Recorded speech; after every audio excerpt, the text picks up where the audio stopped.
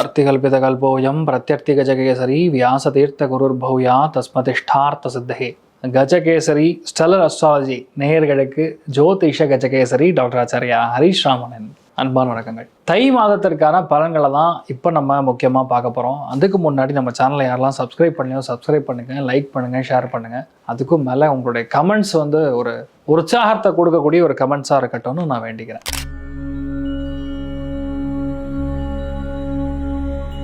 ரொம்ப முக்கியமாக இந்த தை மாதத்தில் எல்லாருக்குமே பெரிய வழி பிறக்கும் அப்படிங்கிறது தான் உண்மை. ஏன்னா உத்திராயண புண்ணிய காலம் அப்படிங்கிறது இருக்கிறது. ரொம்ப முக்கியமான பண்டிகைகளில் பொங்கல் திருநாள் இருக்கிறது, போகி பண்டிகை இருக்கிறது. இந்த மாதம் முழுக்க முழுக்க கொண்டாட்டம் தான். ஆட்டம் பாட்டம் கொண்டாட்டம். தை மாதம் எந்த திண்டாட்டமும் கிடையாதுங்கிறது தான் உண்மை. நான் 14ஆம் தேதி போகி திருநாள் நல்வாழ்த்துக்கள், 15ஆம் தேதி பொங்கல் திருநாள் நல்வாழ்த்துக்கள். அனைவருக்கும் தை பொங்கல் நல்வாழ்த்துக்கள். சந்தோஷமாக பொங்கல் கொண்டாடுங்க. பொங்கலோ பொங்கல் அப்படின்னு சொல்லி மனசார வாய் விட்டு சொல்லி நம்ம தர்மத்தில் இருக்கக்கூடிய விஷயங்களை கொண்டாடுங்க. நிறையா பேருக்கு விவசாயிகளுக்கு தான தர்மங்கள் செய்கிறது உத்தமம். எல்லாருமே செடி வாங்கணும் இந்த வருஷம். ஏன்னா குரு வக்கரமாக உட்காந்துருக்கிறது. எந்த அளவுக்கு சாம்பிளிங் வாங்குறீங்களோ, செடி வாங்கி உங்கள் வீட்டில் வைக்கிறீங்களோ, இல்லை மாடி தோட்டம் எப்படி பண்ணாலும் சரி, அதை வளர்க்க உங்கள் லைஃப் நல்லாயிருக்கும்.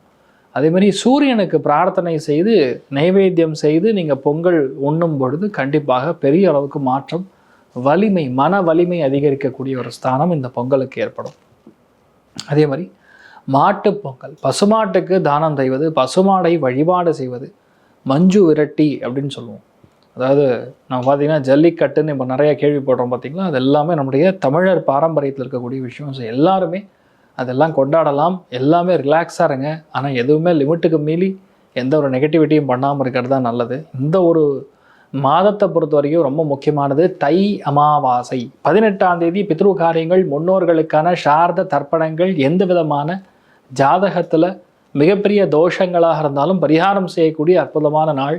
18ஆம் தேதி ஜனவரி. 19ஆம் தேதி மகா ஸ்நானம். அதாவது எந்த ஒரு புண்ணிய நதிகள்லையும் குளிக்கும் போதும் நீராடும் பொழுதும் பெரிய அளவுக்கு உங்களுடைய லைஃப்பில் அந்த கர்மாக்கள் கழியும்.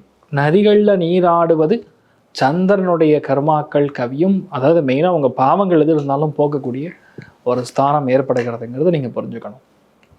அதுக்கும் மேலே பிப்ரவரி 1ஆம் தேதி தைப்பூச திருவிழா. முருகப்பெருமான் அப்படிங்கன்னா மனசார சந்தோஷத்தை கொடுக்கக்கூடிய ஒரு தெய்வம், தமிழர்களுக்கான தெய்வம், தமிழ் கடவுள் முருகப்பெருமான். சுப்பிரமணியன் எப்படி பார்த்தாலும் சரி எல்லா ஸ்டேட்லேயுமே முருகன் இருக்கான், வேறு பேர், அவ்வளோதான். ஸோ யாரோ ஏதோ ஒரு ஸ்தலத்துக்கு சென்று வழிபாடு செய்து விட்டு வருவது மிக முக்கியமான ஒரு விஷயமாக நம்ம கருதப்படுகிறது. சுவாமிக்கு நீங்கள் விரதம் இருக்கலாம். தைப்பூசத்துக்கு விரதம் இருந்து சுவாமியை போய் தரிசனம் பண்ணிட்டு வர்றது பெரிய மாற்றத்தை கண்டிப்பாக கொடுக்கும்.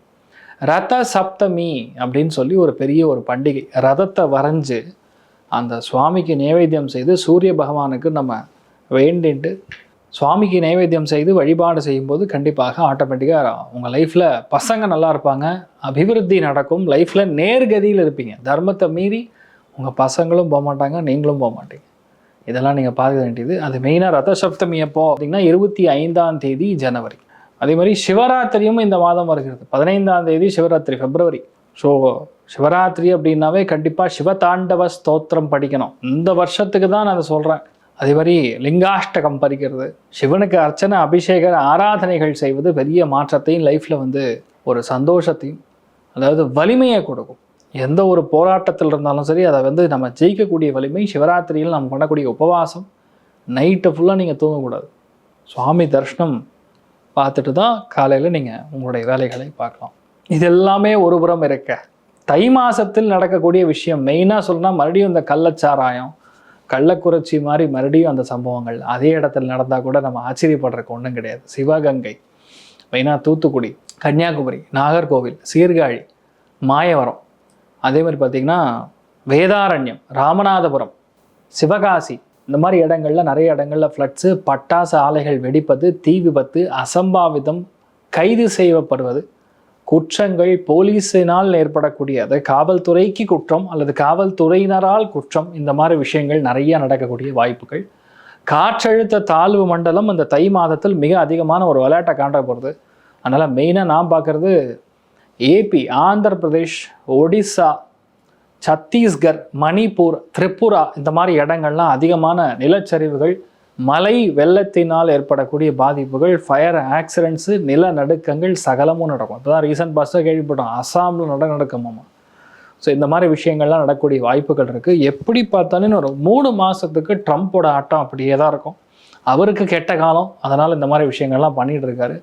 ஒரு 3-4 நாடு சேர்ந்து பயங்கரமாக எதிர்த்து அவரோட பிரச்சனைகளுக்கு குரல் கொடுத்து லாஸ்ட்டில் இது கிட்டத்தட்ட ஒரு போர் மாதிரி மாறி அப்படிலாம் ஒன்றும் இல்லை சரியாக போச்சுங்கிற மாதிரி விஷயங்கள் மார்ச் மாதத்துக்கு அப்புறம் தான் நடக்கும். அது வரைக்கும் போர் பதற்றம் உலகம் எங்கும் இருக்கக்கூடிய வாய்ப்புகள் தான் மிக அதிகம். அதில் நான் பார்க்குறது பார்த்திங்கன்னா மெயினாக New Zealand, Holland, Scotland, South Africa, New York, Amsterdam, France, Italy, Sweden, Sicily, California, Rome, London, Singapore, South Africa, Indonesia இந்த இடங்கள் எல்லாமே அதிகப்படியான விபத்துக்கள், அசம்பாவிதங்கள், நிலநடுக்கங்கள், பஞ்சபூதத்தினால் ஏற்படக்கூடிய பாதிப்புகள் மிக அதிகமாக சந்திக்கக்கூடிய வாய்ப்புகள் இருக்குது. நான் பார்க்குறது நிறையா ஃப்ளட்ஸும் பார்க்குறேங்க. நீரினால் ஏற்படக்கூடிய, சூறாவளியினால் ஏற்படக்கூடிய பாதிப்புகள். ஏன்னா இந்த பஞ்சகிரக சேர்க்கை பொதுவாக நல்லது கிடையாது. சனி வீட்டில் இருக்கும்போது கண்டிப்பாக ஒரு விளையாட்டை காமிக்காமல் இருக்காது. ஸோ எல்லாருமே கொஞ்சம் நம்ம கவனமாக தான் இருக்கணும் அப்படிங்கிறத புரிஞ்சுக்குது. மெயினாக தமிழ்நாட்டில் தேவக்கோட்டை, சிவபுரி, மானாமதுரை இந்த மாதிரி இடங்கள், ராமநாதபுரம் டிஸ்ட்ரிக்ட் இதெல்லாம் கொஞ்சம் பார்த்துக்கணும். இந்த இடங்கள்லாம் நிறைய பிரச்சனைகள் பார்க்கக்கூடிய, அசம்பாவிதங்கள் நடக்கக்கூடிய, இயற்கை அழிவுகள் ஏற்படக்கூடிய வாய்ப்புகள் இருக்குது. கவனம் தேவை. ஸோ தை மாதத்தில் என்ன நடக்கும்னு பார்த்திங்கன்னா மெயினாக செவ்வாய், சூரியன், சுக்கிரன், புதன் இதெல்லாம் சேர்ந்து 10ஆம் இடத்துல காலபுருஷனுக்கு 3ஆம் வீடுன்னு சொல்லக்கூடிய மிதுன ராசியில் குரு வக்கரமாக உட்காந்துருக்காரு. காலபுருஷனுக்கு விரயஸ்தானத்தில் சனி உட்காந்துருக்காரு. ராகு லாபஸ்தானம் சொல்லக்கூடிய கும்பத்தில் உட்காந்துருக்காரு. கேது ஸ்ட்ரெயிட் 7ஆம் இடம் ராகுலேருந்து பார்த்திங்கன்னா சிம்மத்தில் உட்காந்துருக்காரு. ஸோ இதெல்லாம் ஒரு கிரகங்களுடைய சமிக்கைகள். இதில் சூரிய கிரகணம் வருது பிப்ரவரி மாதம். இந்தியாவில் தெரியாது, ஆனால் அதோடைய வேல்யூ இருக்கும். அதுக்கு நான் செப்பரேட்டாக ஒரு வீடியோ சூரிய கிரகணத்துக்கு என்ன நடக்கும்.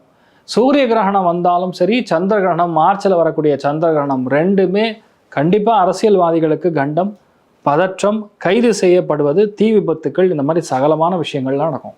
நிறைய இடங்களில் வந்து போராட்டங்கள், வெடிக்கிறது, பிரிவு கொடுக்கறது இது எல்லாமே கண்டிப்பாக நடக்கிற மாதிரி இருக்கிற விஷயம்.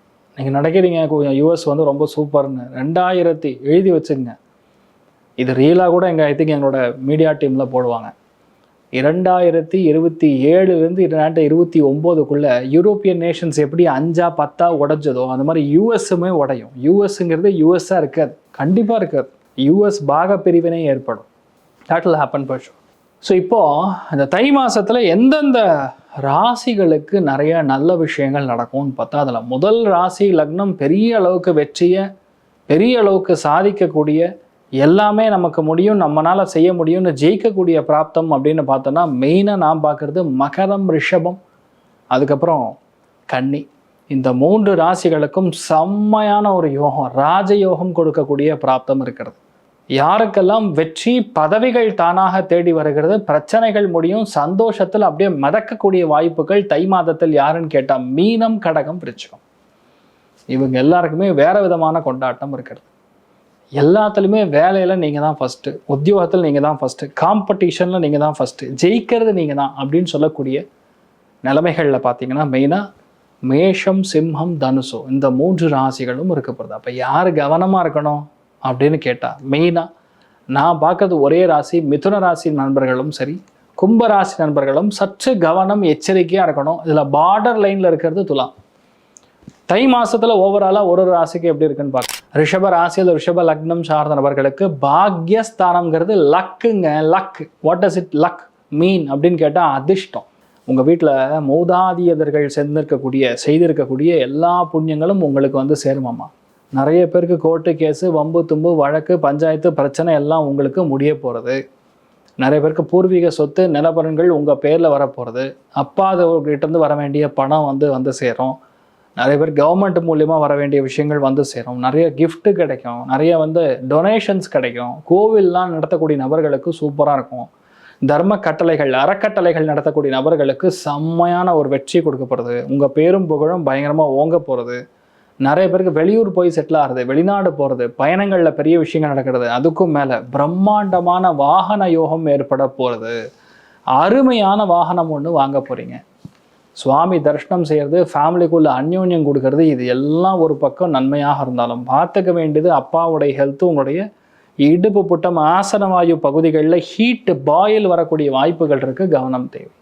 ரெண்டு பேருக்குள்ள மன இணக்கம்னு சொல்லுவோம், அதில் லைட்டாக சின்ன சின்ன பிரச்சனை இருக்குது, அதை மட்டும் பார்த்துங்க, வேறு எந்த பாதிப்பும் கிடையாது. நீங்கள் சூப்பராக இருப்பீங்க. சந்தோஷம், பொருளாதாரம் 90 ஜம்முன்னு இருப்பீங்க. ஜம்புகேஸ்வரர் வழிபாடு ஏற்றத்தை கொடுப்பார்.